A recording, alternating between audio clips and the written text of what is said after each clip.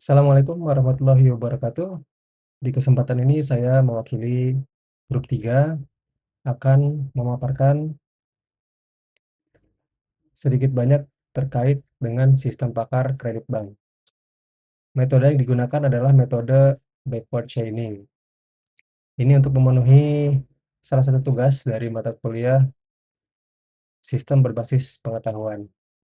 Sebelumnya saya perkenalkan dulu anggota grup 3. Yang pertama adalah saya sendiri, Azhar Fajriansyah.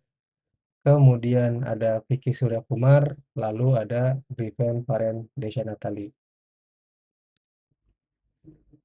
Nah, apa sih yang melatar belakangi pembuatan tugas ini? Kami melihat bahwa dalam proses analisis kelayakan kredit, terutama di bank, itu memerlukan evaluasi yang memiliki banyak kriteria. Nah, analisis tersebut jika dilakukan secara manual itu sangat beresiko. Di antaranya yang pertama itu bisa jadi tidak konsisten.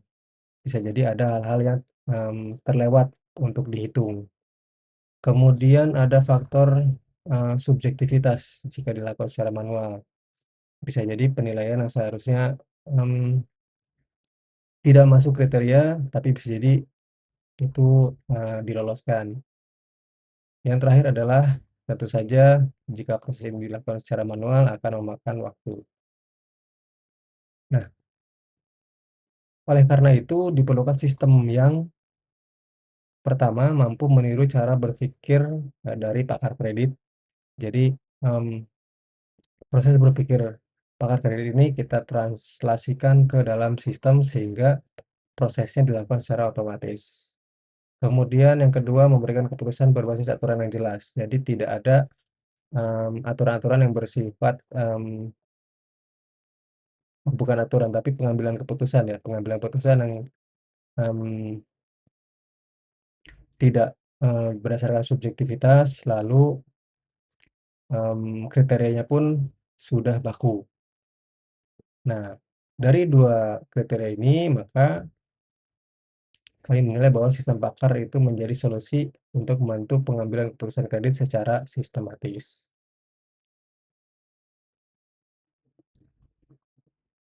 Nah, sistem pakar yang kami buat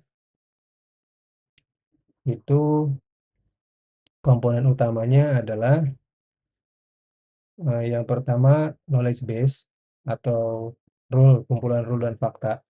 Jadi kami mengumpulkan aturan-aturan dan fakta-fakta yang biasanya dibutuhkan dalam pengambilan keputusan kredit ini. Kemudian inference engine adalah fungsi yang menjalankan rule-rule di poin pertama ini sehingga nanti akan menjadi keputusan. Yang ketiga adalah user interface untuk berinteraksi dengan yang menggunakan sistem. Kemudian ada explanation facility atau log penalaran sehingga nanti pengguna sistem dapat melihat kenapa kesimpulan akhir tersebut muncul.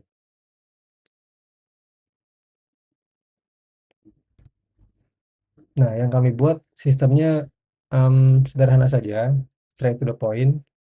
Jadi tujuan akhir adalah kredit disetujui. Nah, dari situ kami membuat ada kurang lebih 11 rule. Yang pertama kita lihat dari pekerjaan.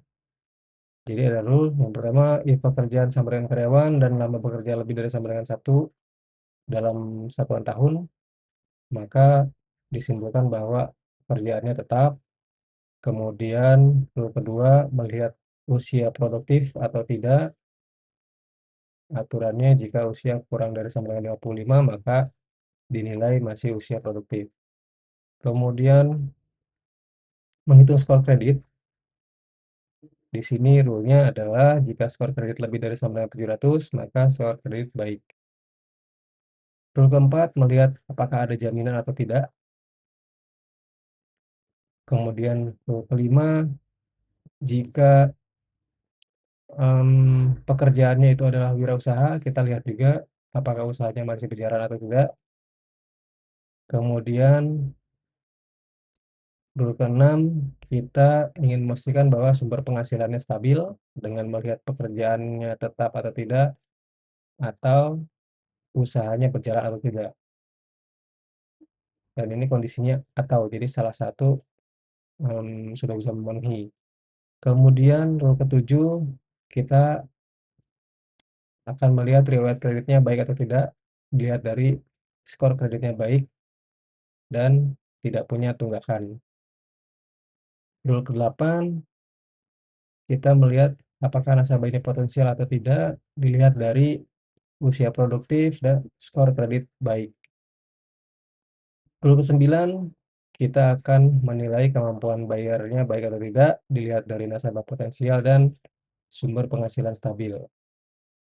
Rule ke-10, ini kita akan melihat bahwa dia layak atau tidak untuk mendapatkan kredit, dinilai dari kemampuan bayar baik dan riwayat kredit baik dan jaminan memadai.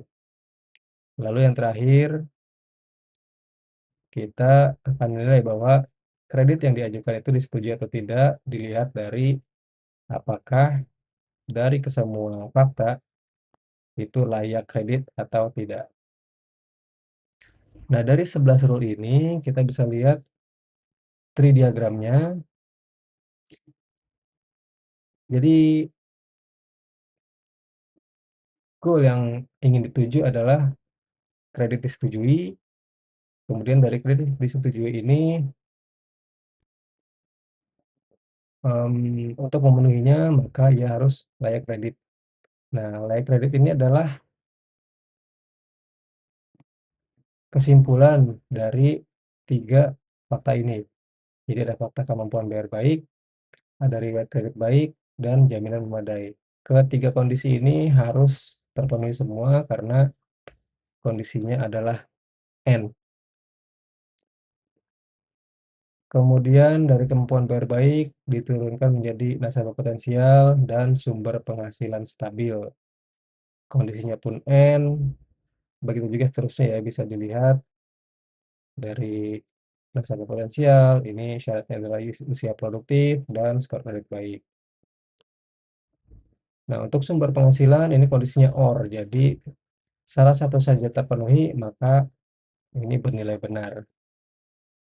Nah, yang saya beri warna kuning ini adalah fakta-fakta yang di-input di dalam sistem. Jadi nanti dari user interface itu akan punya input untuk usia, skor kredit, pekerjaan karyawan, lama bekerja, usahanya berjalan atau tidak, kemudian tidak punya tunggakan kemudian ada jaminan, apakah itu BPKB atau sertifikat, dan ini untuk jaminan juga bernilai OR, jadi bisa salah satu.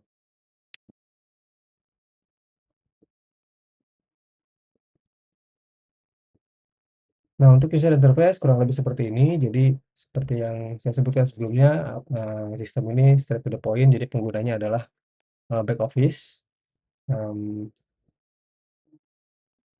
Jadi ditujukan untuk pegawai bank secara langsung, untuk yang menganalisis persetujuan kredit. Jadi ini halamannya langsung ke form untuk menilai. Ada input nama, nama nasabahnya, kemudian usianya, kemudian pekerjaan. Nah, ini jenis pekerjaan kita bagi menjadi dua, ada yang karyawan, ada yang wirausaha. Nah, pertanyaan pun nanti akan beda. Jika karyawan kita akan menanyakan lama bekerja, jika wirausaha maka kita akan menanyakan apakah usahanya masih berjalan atau tidak. Kemudian ada informasi kredit dan jaminan, ini skor kredit, ini dihitung sebelumnya, jadi sebelum masuk ke form ini seharusnya sudah ada data skor kredit dari nasabah tersebut. Kemudian juga ada pilihan untuk di checklist apakah nasabah tersebut punya tunggakan atau tidak. Kemudian ada jaminan, BPKB atau sertifikat tanah. Nah, dari sini setelah data-datanya di-input, maka sistem akan melakukan, perhitungan menggunakan metode backward chaining dari rule-rule yang sudah kita definisikan tadi, 11 rule, kemudian akan menghasilkan, mmm, keterangan bahwa kreditnya diterima atau tidak. Kurang lebih tampilannya seperti ini. Nanti akan ada, summary data nasabah. Ini contoh saya masukkan data seperti ini, usia 55 tahun, kalau dilihat dari rule yang tadi seharusnya masih masuk karena masih dianggap sebagai usia produktif. Kemudian pekerjaannya karyawan, akan ditanya lama bekerjanya, berapa lama, di rule tadi jika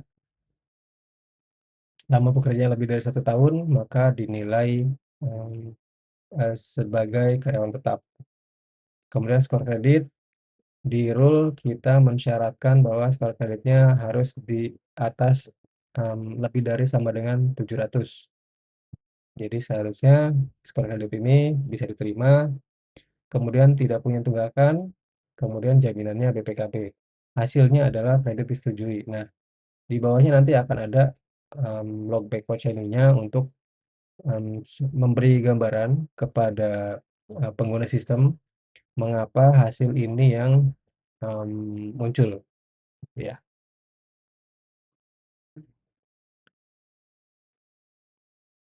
Nah, mungkin kita langsung saja ke demo aplikasinya. Jadi memang yang dibuat adalah form simple yang langsung to the point. Di sini kita bisa masukkan nama nasabah, kita misalkan namanya Budi Santoso, kemudian usianya kita contohkan 35 tahun, kemudian pekerjaannya karyawan, perusahaan tempat bekerjanya PT Santoso Jaya, lama bekerja mungkin bisa kita anggap misal, mmm,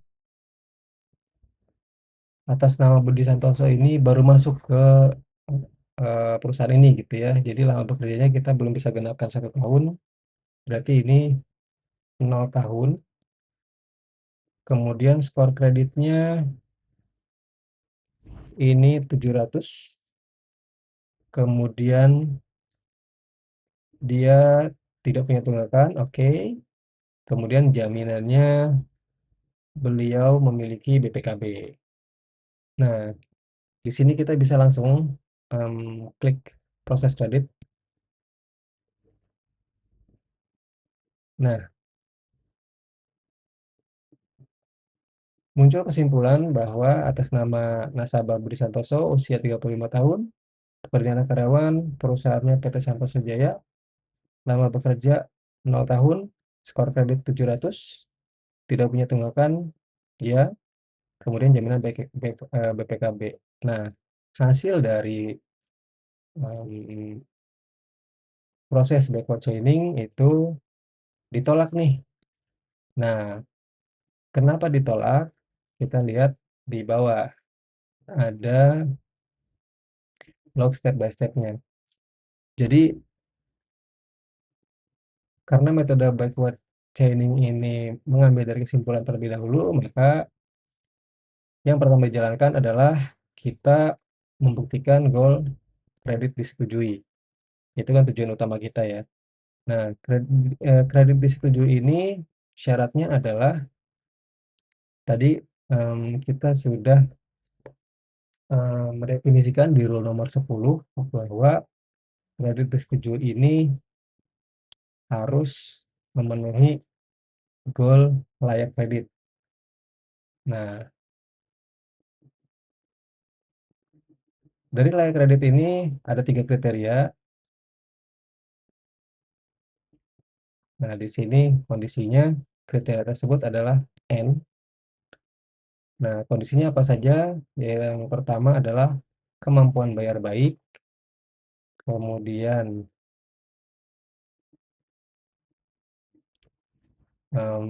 tadi ada apa saja ya? Kemampuan bayar baik, kemudian kita lihat lagi di slide, kemampuan bayar baik, kemudian riwayat kredit baik, dan jaminan memadai. Oke, pasti BPOC ini akan, menganalisa satu persatu dari syarat-syarat ini. Kita lihat di sini, dia akan melakukan pengecekan terhadap syarat kemampuan bayar baik. Nah, kemampuan bayar baik ini punya beberapa, kriteria. Nah, kita bisa lihat di sini nih, membuktikan goal kemampuan bayar baik. Nah, dia ada beberapa kondisi, di sini tertulis kondisinya adalah N. Nah, fakta yang harus dipenuhi pertama adalah nasabah potensial. Nah, nasabah potensial ini dibuktikan dengan cara mengecek lagi apa saja yang harus dipenuhi. Nah, dari, fakta nasabah potensial ini, apa yang harus dipenuhi adalah usianya produktif. Oke, kita cek usia produktif, membuktikan goal usia produktif, kemudian dia cek apa yang kita inputkan di sini, kan 35 tahun, artinya ini sudah masuk, kriteria. Jadi di sini usia produktif terpenuhi. Nah, kemudian yang dicek lagi adalah skor kredit baik. Nah, skor kredit baik ini dibuktikan dengan skornya ini di, atas atau sama dengan 700. Nah, ini juga memenuhi. Jadi untuk skor kredit baik ini sudah terpenuhi. Oke, nasabah potensial sudah terpenuhi, artinya satu kondisi sudah bisa, diterima. Nah, kita cek lagi, di sini ada kondisi kedua, riwayat kredit baik.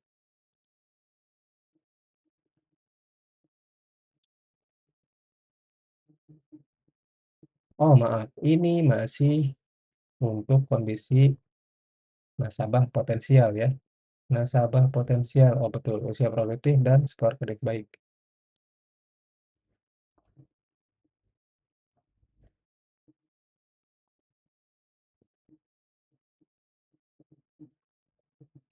Sumber penghasilan stabil ini dari, oh sebentar, sumber penghasilan stabil ini dari kemampuan bayar baik. Oh iya betul.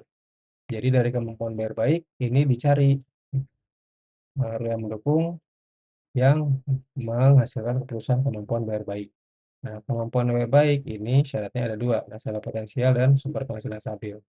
Maka di sini nasabah potensial sudah terbukti, maka kita cari sumber penghasilan stabil. Nah, sumber penghasilan stabil ini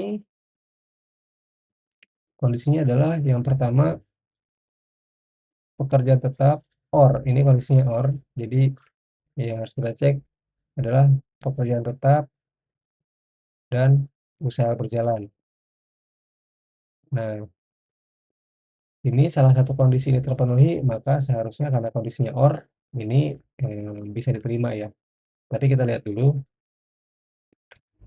di sini kita melakukan pengecekan terhadap, rule pekerjaan tetap. Oke, di sini membuktikan bahwa pekerjaan tetap. Nah, rule-nya kan pekerjaan tetap rule-nya adalah if pekerjaan sama dengan karyawan dan lama pekerja lebih dari sama dengan satu. Nah, di sini pekerjaan karyawan ini diterima karena sudah sesuai. Nah, tapi untuk membuktikan goal lama bekerja, karena di role tadi kan syaratnya adalah lama bekerja itu untuk dianggap sebagai pekerjaan tetap ya, pekerjaannya karyawan dan lama bekerja itu lebih dari sama dengan satu. Nah, sementara yang kita inputkan adalah 0 tahun, maka pekerjaan tetap itu tidak dapat dibuktikan karena algoritma ini tidak dapat membuktikan goal lama bekerjanya lebih dari sampai dengan 1. Dan artinya untuk pekerjaan tetap ini gagal terpenuhi. Nah, tapi kita cek lagi untuk fakta usaha berjalan. Karena kembali lagi untuk sumber penghasilan stabil ini ada 2 kondisi yang harus dilihat. Oh, maaf ini muncul. Nah, di sini membuktikan goal usaha berjalan. Nah, karena memang kita inputnya sebagai karyawan, jadi tidak ada pertanyaan untuk usaha berjalan. Jadi pengecekan untuk usaha berjalan pun gagal karena rule-nya tidak terpenuhi, karena value untuk usaha berjalan ini tidak ada. Jadi kesimpulannya, rule tidak terpenuhi untuk sumber penghasilan stabil karena tidak dapat membuktikan goal sumber penghasilan stabil. Jadi kondisinya gagal. Nah, di sini kesimpulannya, rule tidak terpenuhi untuk kemampuan bayar baik. Jadi karena ini kondisinya adalah N, ini kondisi untuk layak kredit itu kemampuan bayar baik, N riwayat kredit baik, N jaminan memadai. Jadi ini dicek satu per satu. Nah, tapi karena kondisinya N, jika ada satu kondisi yang gagal, maka eh, hal tersebut bisa menggagalkan keseluruhan, gitu ya. Jadi bisa dilihat di sini rule-nya untuk yang pertama tidak terpenuhi, maka langsung bisa disimpulkan bahwa tidak layak kredit karena tidak dapat membuktikan goal layak kredit, yang pada akhirnya kesimpulannya adalah tidak dapat membuktikan goal kredit disetujui. Gitu. Nah, coba kita ubah agar bisa diterima. Ini yang masih di kondisi pertama, dia menilai pekerjaan tetap. Tadi yang gagal di pekerjaan tetap ya.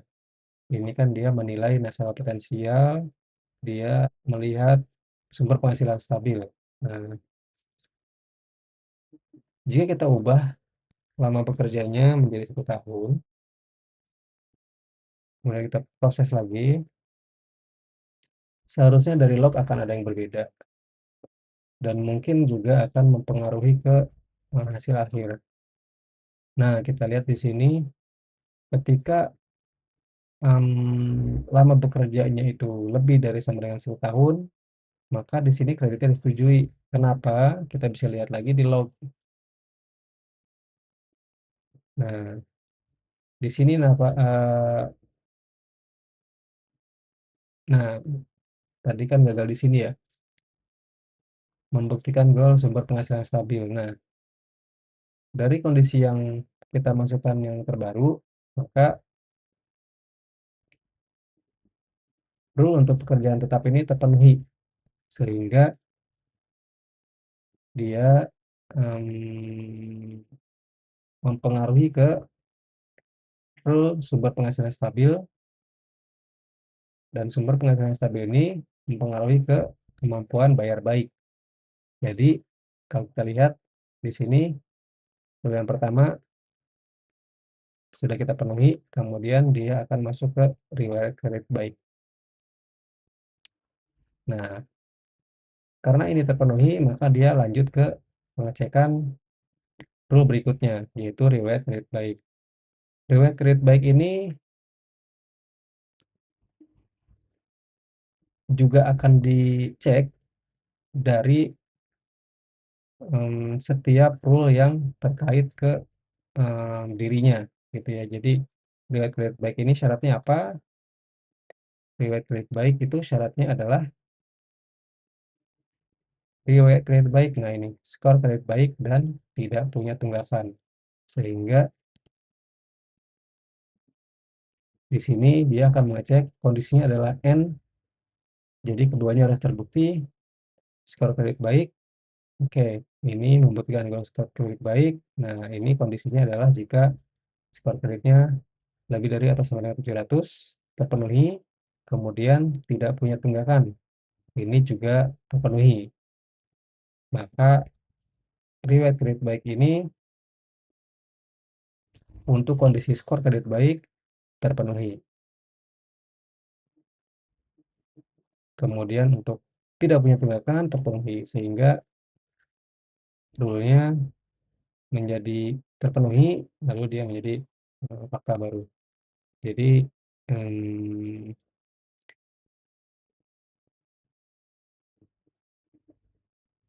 untuk riwayat kredit baik sudah, kemudian kita lihat rule yang ketiga, jaminan memadai.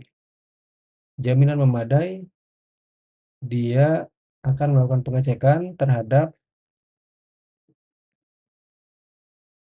2 kondisi ya. Jadi apakah kalau sesuai dari sini, jaminan memadai itu ada jaminan BPKB, or ada jaminan sertifikat tanah. Nah, ini kondisinya or. Jadi ketika salah satu sudah bernilai benar, maka cukup sampai situ diceknya.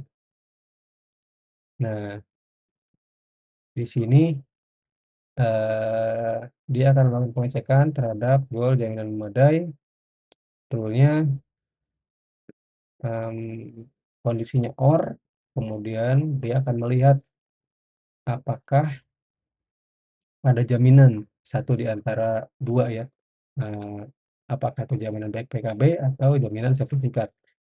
Nah, dia akan mengecek jaminan PPKB, karena kita masukkan di sini BPKB, maka dia bisa membuktikan bahwa, eee, mmm, jaminan skor BPKB ini sudah terpenuhi. Maka jaminan BPKB itu dimasukkan ke fakta, kemudian karena hanya, cukup, salah satu yang terpenuhi,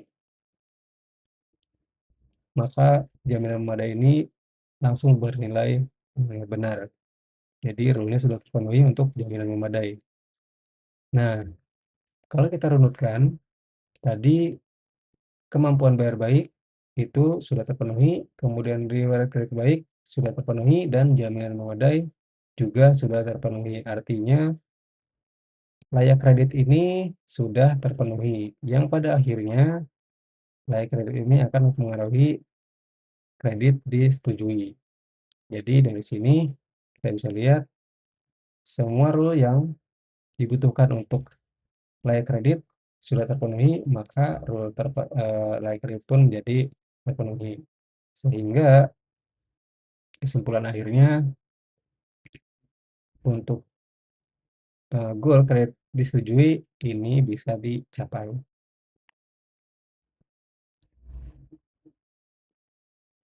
Baik, kurang lebih seperti itu sistem yang kami buat, simple tapi memang, kami buat untuk langsung to the point, untuk memperlihatkan, bagaimana jalannya, backward chaining ini.